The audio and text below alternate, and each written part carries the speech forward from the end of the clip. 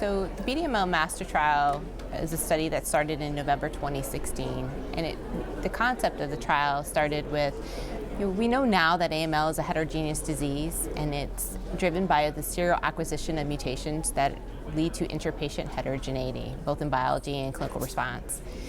With increasing evidence of efficacy in targeted therapies, we had hypothesized, could we improve patient outcomes by matching patients to the appropriate therapy? So we created this Beat AML master trial, which is an umbrella study that requires screening upon entry into the study and has a primary endpoint of achieving a treatment decision within 7 days. The study is designed for newly diagnosed AML patients that are 60 years and older.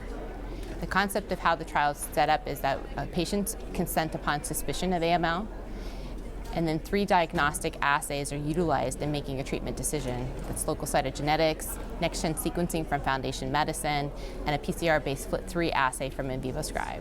All 3 assays are utilized in making a treatment decision, and all 3 assays must be completed within the 7 days. The treatment decision is done centrally by Dr. John Burd, or one of the other principals of the study. Once a treatment decision has been made, patients are either assigned a molecular group where they receive a targeted agent or combination of agents, or the marker-negative group where they receive a broad-acting agent or a combination of agents. And by having the marker-negative group, it allows all patients who want to participate in this trial an opportunity to receive a novel therapy.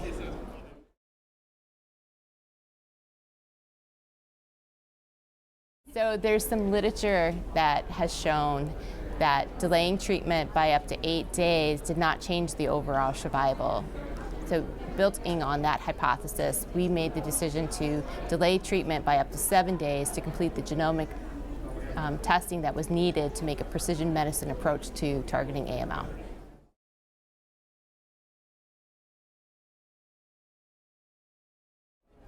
So we found that after screening patients, we had 395 newly diagnosed AML patients. The majority of those patients did go on to the assigned therapy. For the patients that did not go on to the assigned therapy, the majority did go on to either standard of care. We had 10% that went on to palliative care, and 7% went on to an alternative clinical trial. From that, we determined that we could achieve the primary endpoint of the study with 94.7% of the patients were able to make the treatment decision within the 7 days. And we showed that there was a superior overall survival for patients that were treated on the Beat AML study, any one of the 11 sub-studies that we had, that had a median of 12.8 months compared to patients that were treated with standard of care that had a median of 3.9 months.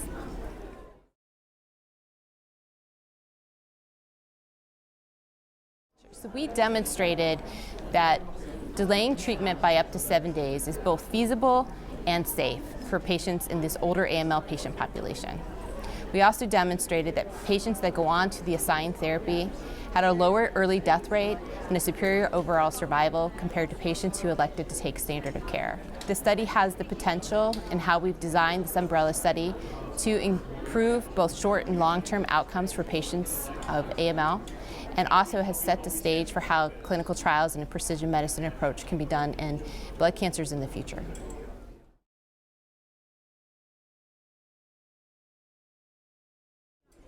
So many of the patients, so our eligibility criteria for the study was just to be newly diagnosed with AML and be 60 years and older. So many of the patients were very sick and had a lot of co-morbidities, but we kept the eligibility criteria very broad to enroll the majority of AML patients that we could.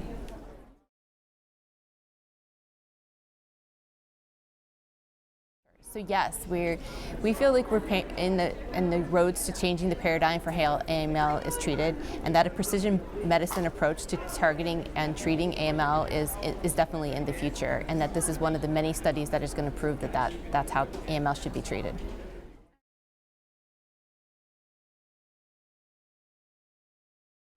Sure, so our next steps are, we really created a platform, in designing the study, and allows us to test compounds rather quickly and determine whether they're going to work in a targeted way for the patients.